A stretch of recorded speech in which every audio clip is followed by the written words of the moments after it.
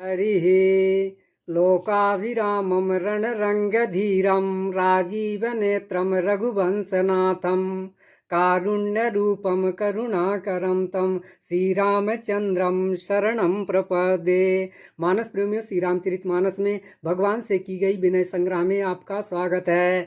पूर्व भाग में सुतीक्षण मुनि द्वारा की गई विनय सुना। अब आज के भाग में उनके गुरु जी हैं अगस्त जी, उनसे उनके द्वारा की गई विनय सुनेंगे। श्री रामचरितमानस में अगस्त मुनि द्वारा विनय उस समय आई है जब भगवान सुतीक्षण मुनि के आश्रम में जा करके और सुतीक्षण मुनि को आशीर्वाद दे करके, उनको वरदान दे करके और अगस्त जी के यहाँ जाते हैं। तो मानस में वर्णन आता है कि भगवान जो है सुतीक्षण मुनि के यहाँ पहले गए हैं तो उनको वरदान जब मांगा तो भगवान ने एव मस्तु कहा। तो वर्णन है कि एव मस्तु ऐसा उच्चारण करके लक्ष्मी निवास श्री रामचंद्र जी हर्षित होकर अगस्त ऋषि के पास चले एव मस्तु करी रमा निवासा हरसी चले कुंभज ऋषि पासा। भगवान के अब उधर अगस्त जी जब भगवान के आगमन का समाचार सुना तो वर्णन आता है कि भगवान के आगमन को सुनते ही अगस्त जी तुरंत उठ दौड़े। भगवान को देखते ही उनके नेत्र प्रेम के आंसुओं से जल भराया। दोनों भाई मुनि के चरण कमलों पर गिर पड़े। ऋषि ने उठाकर उन्हें प्रेम से हृदय से लगा लिया। सुनत अगस्ती तुरत उठी धाये हरि बिलो किलोचन जल छाए मुनि पद कमल परे दो भाई ऋषि अति प्रीति लिए उरलाई। ज्ञानी मुनि ने आदर पूर्वक कुशल पूछकर उनको लाकर श्रेष्ठ आसन पर बैठाया। फिर बहुत प्रकार से प्रभु की पूजा करके कहा कि मेरे समान भाग्यवान आज दूसरा कोई नहीं है। सादर कुशल पूछ मुनि ज्ञानी आसन बर बैठा रे आनी पुनि करी बहु प्रकार प्रभु पूजा मोहि सम भाग्यवंत नहीं दूजा। वहाँ जितने भी अन्य मुनिगण थे सभी आनंद कंद श्री रामचंद्र के दर्शन करके हर्षित हो गए। जहाँ लगी रहे अपर मुनि वृंदा हर से सब बिलो की सुख कंदा। मुनियों के समूह में श्री रामचंद्र जी सब की ओर सन्मुख होकर बैठे हैं, अर्थात प्रत्येक मुनि को श्री राम जी अपने ही सामने मुख करके बैठे दिखाई देते हैं और सब मुनि टकटकी लगाए उनके मुख को देख रहे हैं। ऐसा जान पड़ता है मानो चकोरों का समुदाय शरद पूर्णिमा के चंद्रमा की ओर देख रहा हो। मुनि समूह मह बैठे सन्मुख सब की ओर शरद इंदु तन चितवत मानहु निकर चकोर। तब श्री राम जी ने मुझसे कहा, हे प्रभो, आपसे तो कुछ छुपाव है नहीं। मैं जिस कारण से आया हूँ आप जानते ही हैं। इसी से हे तात मैंने आपसे समझाकर कुछ नहीं कहा। तब रघुवीर कहा मुनि पाही तुम सन प्रभु दुराव कछु नाही। तुम जानहु जहि कारण आयऊँ ताते तात न कही समुझायऊँ।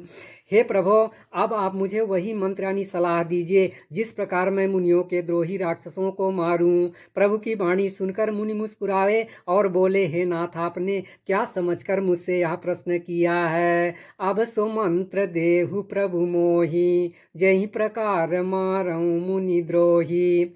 मुनि मुस्काने सुनि प्रभु बानी पूछहु नाथ मोहि का जानी। हे पापों का नाश करने वाले, मैं तो आपके ही भजन के प्रभाव से आपकी थोड़ी सी महिमा जानता हूँ। आपकी माया गूलर के विशाल वृक्ष के समान है, अनेकों ब्रह्मांडों के समूह ही फल हैं। तुम्हारे ही भजन प्रभाव अघारी जानऊ महिमा कछुक तुम्हारी। उमरि तरु विशाल तब माया फल ब्रह्मांड अनेक निकाया। चर और अचर जीव गूलर के फल के भीतर रहने वाले छोटे छोटे जंतु के समान हैं।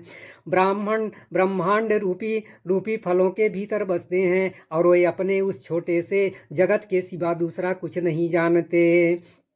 नहीं जानते। उन फलों का भक्षण करने वाला कठिन और कराल काल है, ओह काल भी सदा आपसे भयभीत रहता है। जीव चराचर जंतु समाना, भीतर बसही न जानहि आना। ते फल भक्षक कठिन कराला, तब भय डरत सदा सो काला। काला उन्हीं आपने समस्त लोकपालों के स्वामी होकर के भी मुझसे मनुष्य की तरह प्रश्न किया। हे कृपा के धाम, मैं तो यह वर मांगता हूँ कि आप श्री सीता जी और छोटे भाई लक्ष्मण जी सहित मेरे हृदय में निवास कीजिए। ते तुम सकल लोकपति साई, पूछहु मोहि मनुज की नाई। यह वर मांगऊँ कृपा निकेता, बसहु हृदय श्री अनुज समेता। मुझे प्रगाढ़ भक्ति, वैराग्य, सत्संग और आपके चरण कमलों में अटूट प्रेम प्राप्त हो। यद्यपि आप अखंड अनंत ब्रह्म हैं, जो अनुभव से ही जानने में आते हैं और जिनका संत जन भजन करते हैं। अविरल भगति विरति सतसंगा, चरण सरोरुह प्रीति अभंगा। यद्यपि ब्रह्म अखंड अनंता, अनुभव गम्य भजहि जहि संता। यद्यपि मैं आपके ऐसे रूप को जानता हूँ और उसका वर्णन भी करता हूँ, तो भी लौट लौट करके मैं सगुण ब्रह्म में यानी आपके इस सुंदर स्वरूप में ही प्रेम मानता हूँ। आप सेवकों को सदा ही बढ़ाई दिया करते हैं। इसी से हे रघुनाथ जी आपने मुझसे पूछा है, अस तब रूप बखानऊ जानऊ, फिर सगुन ब्रह्म रति मानऊ। संतत दासन देहु बढ़ाई, ताते मोहि पूछहु रघुराई। इस प्रकार से आज की विनय पूर्ण हुई। अगली विनय अगले भाग में सुनाई जाएगी। धन्यवाद।